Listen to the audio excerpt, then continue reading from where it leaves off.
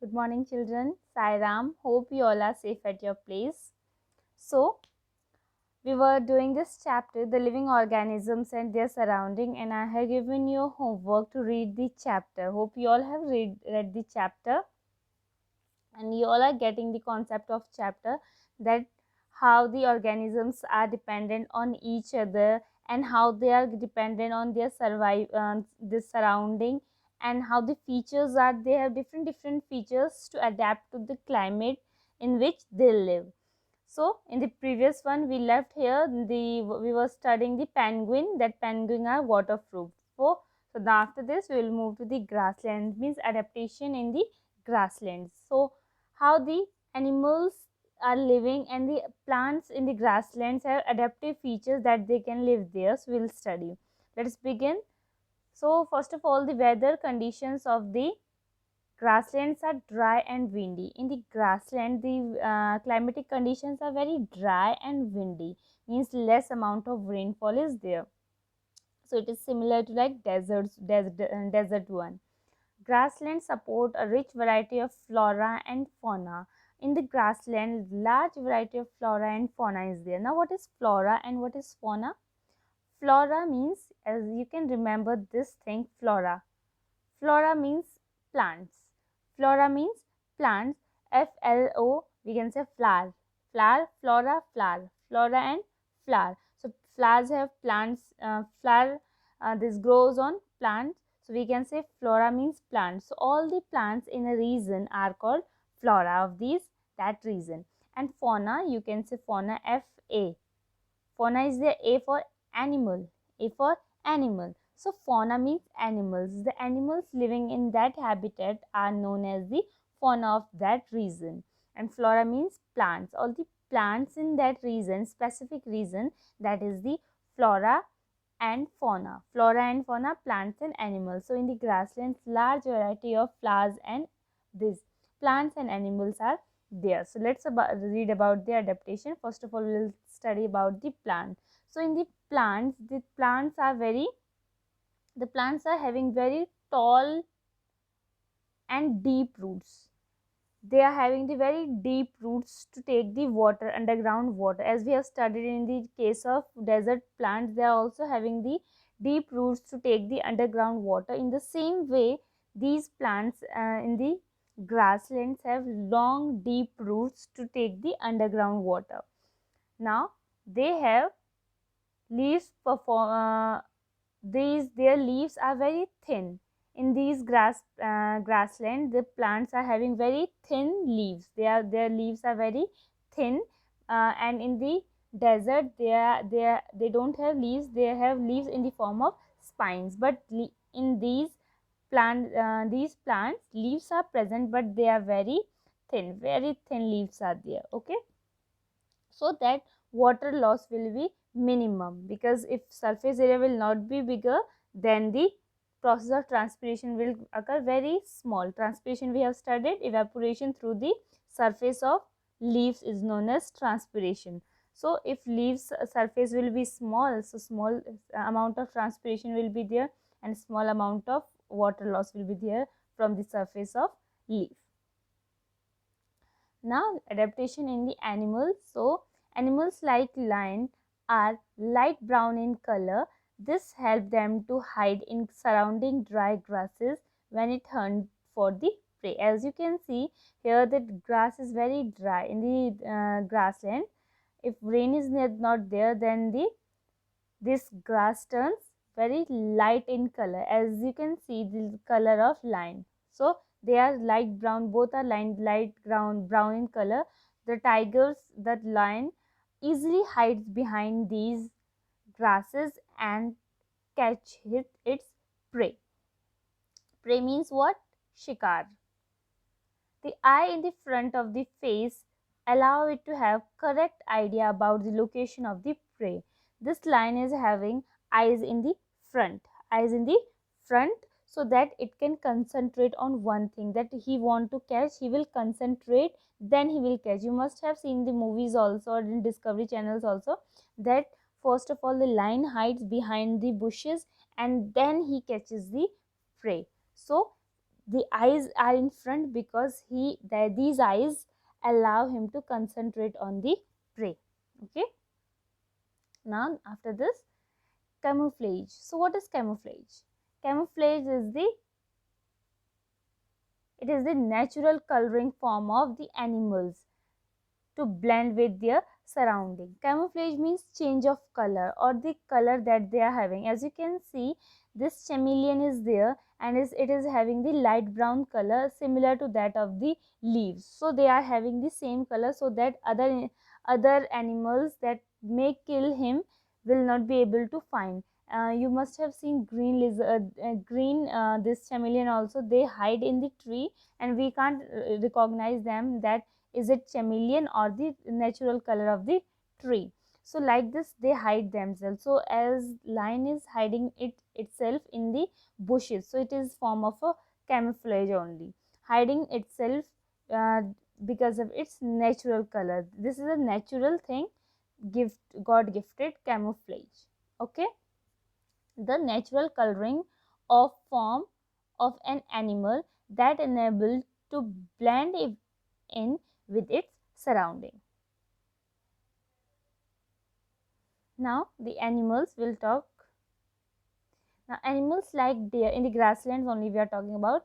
So now in the grassland, animals like deer has strong teeth for chewing hard plants, stem and the forest. So what the deer eat, they only eat the plant and plant part. So for this thing, their teeth are very strong so that they can chew anything very easily.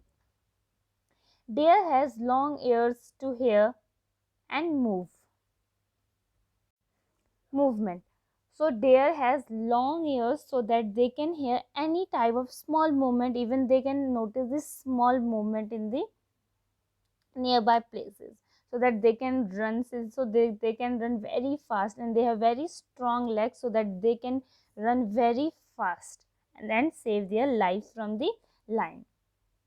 And they are having eyes on the side. They are having on the eyes on the side from their this side and this side. On the head you can see here they have eyes on the sides. Why they are having on the sides?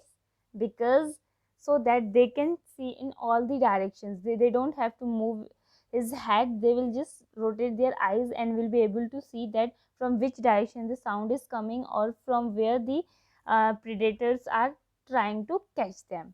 Okay, so they have eyes in the side, on the sides. Now they have strong muscular legs to run away from the predators like lion, predators that catch them or and hunt them for their food. So predators in this case is lion is trying to catch them and they are running very fast because they have very strong legs to run fast. So this is the adaptive features of animals living in the grasslands. Now let's talk about the aquatic habitat. Aquatic habitat we have already studied. Aquatic habitat means the habitat, water-based habitat is known as the aquatic habitats, and all the plants and animals that live inside the water are known as aquatic animals or aquatic plants. Okay, so the aquatic plants are also known as hydrophytes. What they are known as? Hydrophytes. So aquatic plants are known as hydrophytes. Hydro means water and hydrophytes are the animals living in the water.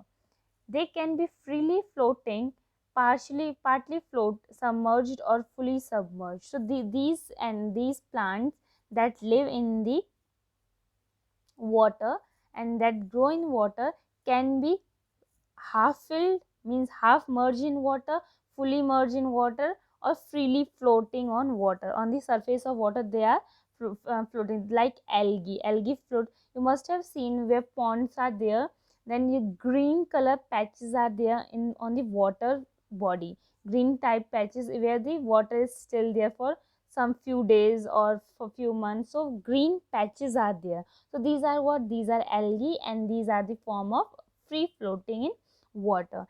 And fully submerged in water, partly submerged, partly submerged, you must have seen lotus plants.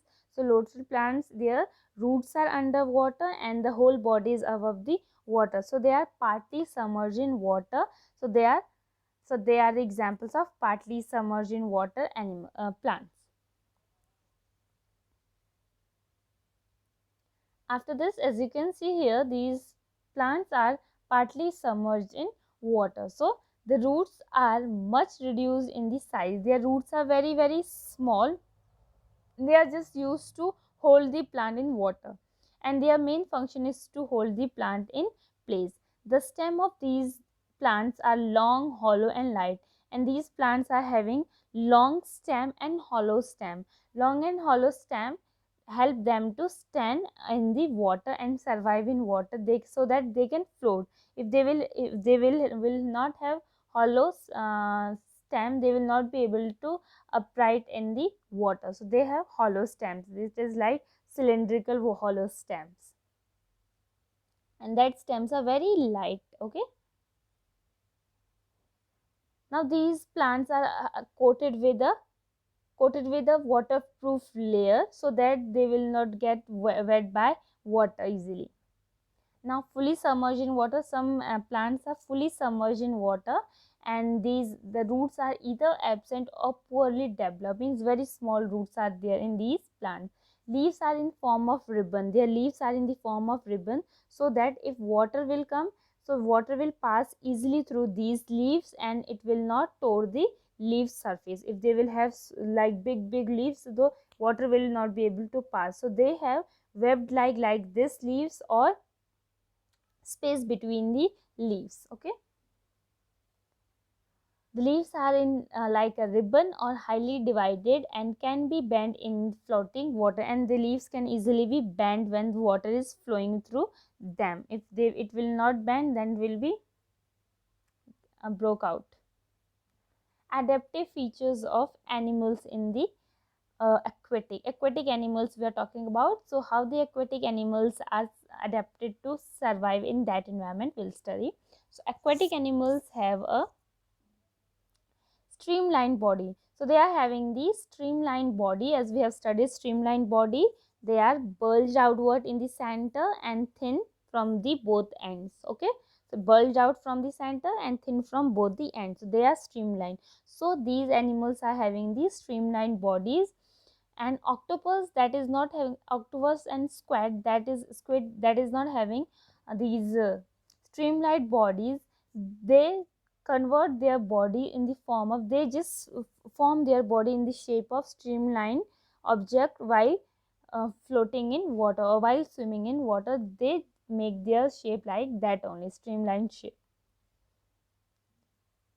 Now organisms such as fish have gills to breathe, and fins to, this is fins that help to swim. Okay, gills help to breathe, and fins help the fish. Aquatic birds like duck have webbed feet for swimming, and aquatic birds like duck have webbed feet. Webbed feet mean like this, they are having feet. Okay, so their feet are like this, so that they can easily swim in water. And the frog is also having this kind of feet, so that it can easily float in water. And you know, frog can live in water also, on the land also. So in the both water and land, frog can live. Frogs have strong hind legs. Hind leg means from the here, they have strong legs here. They have very strong legs, so that they can leap. They can leap and catch their prey. They just jump. Now frog jump like this, they jump. So they have very strong legs. Frogs can stay both inside the pond and as well as land. This we have studied. This is the adaptive features of the plants and animals living in the aquatic habitat. Hope you all understood this thing, and if you haven't understood, please go through the video again, and after that, please read your book thoroughly. Okay, till then, stay safe. Sai Ram.